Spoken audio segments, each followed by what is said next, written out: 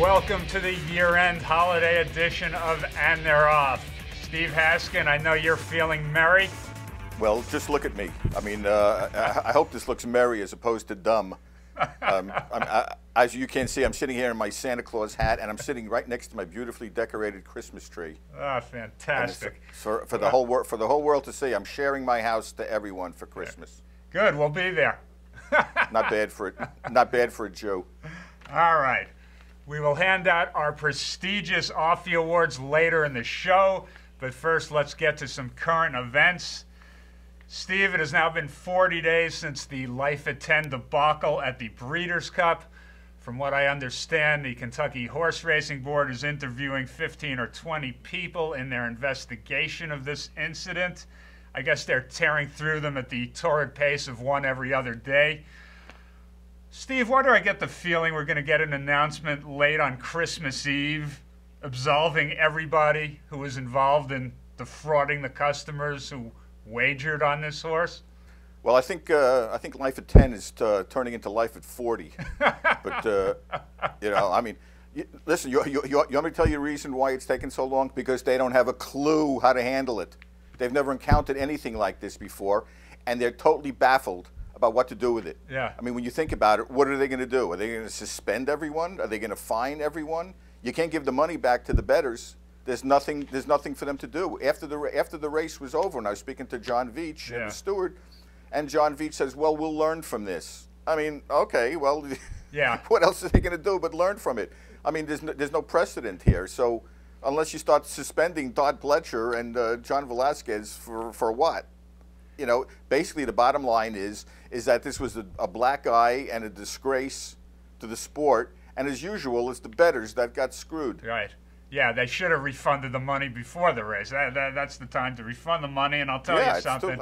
I think the trainer, the jockey, every veterinarian on that track, and every steward that allowed this horse to run and then allowed it not to be drug tested afterwards should be punished. I think there should be some punishment. That's yeah, I know, but let me ask you a question. What kind of punishment did you have in mind? I mean, suspension, fine. Yeah, you're right. I agree with you. The horse should have been tested after the race. How about public lashing? What do you think about that? That I like. Yeah. Okay. All right, Steve. In the past years, I think we've both always backed the New York Racing Association and its many travails. They obviously were getting a raw deal many times from the state's politicians. I think also a raw deal from the state's dysfunctional off-track betting system. And now that OTB has crumbled and short-term pain is going to affect everybody, what does NYRA do? They decide it's a good time to give their top executives a 5.5% pay increase. So you're going to cut money to breeders. You're going to cut money to everybody else. You're going to plead, oh, we're going bankrupt again. And you're spending $600,000 on raises at the same time? Not this time, NYRA. The usual politics and patronage just aren't going to play anymore. And it's time you figured out what's going on here in the real world. I mean, come on. Steve? Well, their explanation did seem rather feeble, I must say, from the quotes in the story. But you know what? Look, even if the raises are deserved, okay, let's just give them the benefit of the doubt, and let's say that all these people warrant raises. This timing stinks. At least wait until New York off-track betting is buried before you start giving raises. You know, they look like the Undertaker in the Christmas Carol who's waiting outside Jacob Marley's room, waiting for him to die. I played a ghost in that in fourth grade, Steve, in the Christmas Carol. Did you really? Okay, so you know what I'm talking about. Yeah, exactly. All right. Yeah, NYRA, get your act together. It's just silliness. I mean, come on. If perception means anything, if reality means anything, come on, stop it. All right. Steve Racing and, of course, my current hometown of Versailles, Kentucky, lost one of the real good guys this week with the death of Hall of Fame trainer Mack Miller, of course, of Sea Hero fame. Steve, you have some remembrance of Mack Miller to share with us? Yeah, I mean, the remembrances of Mack Miller would take way too long. So I'm just going to relay one story that I think really shows what Mack Miller was all about. Back in the 60s, he was given a job to train for Charlie Engelhart. Now, Charlie Engelhart, had Cragwood Estates in Far Hills, New Jersey, and most of his horses at the time were in South Africa and England. He would eventually have Nijinsky and Hawaii. So he hired Mack Miller to be his trainer. At the time, he only had 2 or 3 horses, and he figured he would grow with the years. So after like 2 or 3 years, Mack Miller was not doing very well, and he was embarrassed. He felt that he should be doing better for him, and he felt badly for Engelhart. So he called him up and he said, "Look, I think you should get yourself another trainer. We're not doing very well here." And Engelhart said, "Okay, you know what I want you to do? I want you to go to JFK, get on a helicopter, go to Newark Airport, and I'll have my chauffeur pick you up." So he did with Mack Miller and his wife. They went to Cragwood Estates in Far Hills, and after lunch, Charlie Engelhart took him into his office and said, "So what's the problem?" He said, "Well, like I said, I'm embarrassed. I'm not doing as well as I should. I was hoping one day to become a private trainer for you." Engelhart told him, he says, "I want you to call up all of your clients right now and tell them as of the 1st of the year, you're my private trainer. And if it doesn't work out, I'll take care of you and I'll help you reestablish your public stable again. But as of now, you are my private trainer." And from that point on, Mack Miller's career took off. He had all of those great Cragwood horses and all those champions in Assegai and Hawaii and Halo and Tentam and all these really good horses. And then that really basically skyrocketed Mack Miller's career. You just don't get trainers and owners like that anymore. He was a real gentleman. We'd always see him around town here in Versailles, and just couldn't have been a nicer man. And our thoughts go out to his family and the racing world. Everybody will miss Mack Miller. All right, Steve, it is time for our year-end Offy Awards, which reward the oddities of 2010. Our first category is the most honest statement of the year, and this was a winner who was so obvious that it's a walkover. It comes from our Kentucky Derby show. We did an interview with the great rivals Dwayne Lucas and Bob Baffert. Stable Boy, roll this clip of the 2 Hall of Famers. Now, you two got off to a bit of a rocky start with each other back in the 90s. Did we have a rocky start? I don't remember having a rocky start. There was a time I couldn't stand you. Steve, you do not hear trainers being that honest every day, do you? I'm not touching that with a 10-foot pole. You draw your own conclusions. Okay, let's head on to the next category, okay? Best prediction of the year. And we have 2 nominees. First nominee, Stable Boy at the Kentucky Derby. Roll it. I'm going to go with Super Saver. That one's going to be tough to beat, Steve. Well, and the second nominee for Best Prediction, Lenny Schulman for our September 22nd show.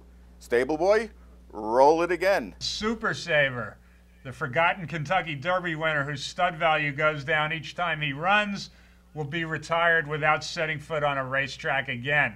Number 4, Rachel Alexandra, whose reputation goes down each time she runs, will be retired without setting foot on a racetrack again. You know, Steve, if I'm allowed to politic for myself, I want to point out that Rachel Alexandra was retired 1 week after that show aired, and Super Saver was retired, I'm going to say, about 3 or 4 weeks after that show aired. So I know it probably won't do any good, but I need to put in a word for myself. You know, it's a good thing you did. Yes. Because the winner is Stable Boy. Sorry, Lenny. Stable Boy, your first Offy, Stable Boy. Speech. Thanks for the opportunity. There you go. Short and sweet. That was a very competitive category. All right. Well, we got the best prediction of the year. Now it's time for the worst prediction of the year. And we have a runaway winner from our Belmont Stakes show. That day we had the great Steve Bick, the host of At the Races on satellite radio, was sitting in with us. Steve Bick's prediction at the Belmont. Roll it, Stable Boy. I'll tell you who I'll key my bets on will be Make Music for Me. And joining us live, not only here on And They're Off, but simulcast live on At the Races with Steve Bick. Here is the great host of that show, Steve Bick. Steve, you win the Offy.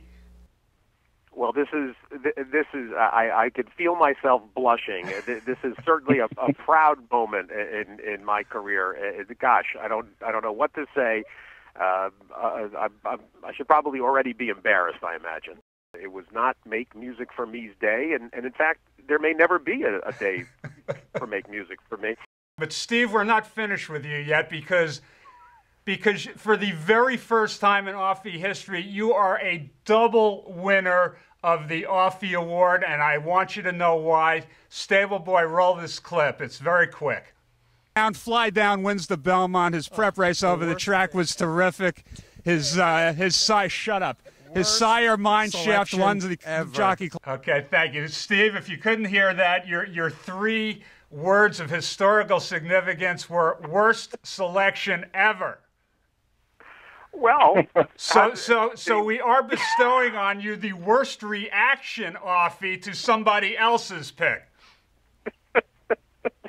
I don't know what to say, except you should be doubly honored, Steve. Doubly honored. I am doubly honored. And is there actual prize? Is there something coming in the mail? Yes, you are going to receive a trophy, a special Offy trophy, and it's coming via Pony Express, Steve. And I believe Make Music for Me is delivering it, so expect it around 2019. Well, Lenny, all I can say is that, and Steve, thank you so much. And I am glad that the prize, I was a little worried because I thought the prize might be a share in Lefty Lenny. Ooh. Wow, good very one. Good. Take care, Steve. Thanks, boys. Thanks. The next category, worst hair day.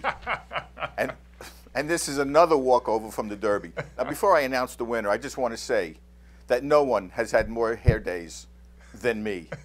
Therefore, it is my honor and sheer delight to present the Offy for the worst hair day of 2010 to Lenny Schulman. Yes, it's Lenny Schulman. And I want to add my thanks to Stable Boy for not informing Lenny during the shooting that his loose hair strands were actually blocking out the twin spires. Okay, I earned this one, folks, and I must say thank you, first of all. Let me accept the award and say what an honor it is, and add that pretty much every day is a bad hair day for me. But Stable Boy, you are the director of this show. When you look through the camera and see hair flying around like some horrible fungus, does it ever occur to you to maybe stop the shooting and say something about that? Some things just can't be fixed. I knew I was killing myself with that one, Steve. All right, so the next category is the ever-popular Best Honeymooners reference of the year. 3 nominees. The first nominee is myself for this Chef of the Future reference. Go ahead and roll this one, Stable Boy. Zip, zip, zip. All right, here we go. Zip, zip, zip, zip. The second nominee will be Steve Haskin doing his Ralph Cramden impersonation. Go ahead and take it away, Stable Boy. Humming, humming, humming, humming. The third and final nominee in the Best Honeymooners reference comes from Ralph Cramden himself, commenting on Rachel Alexander's return to Monmouth Park. Roll it. Rachel, you've come back. All right, this is a good one, folks. Let me get my paper out, and the winner is Ralph Cramden, the winner of the Honeymooners reference of the year. Ralph couldn't be here today. Of course, it's a busy bus driving season in New York. Accepting the Offy for Ralph Cramden is Steve Haskin. Well, as Mr. Cramden would say, oh, what a surprise. The final Offy Award for Best Houdini Impersonation. The award goes to Rachel Alexandra herself for the greatest disappearing act since Harry Potter put on the invisibility cloak in the second Harry Potter movie.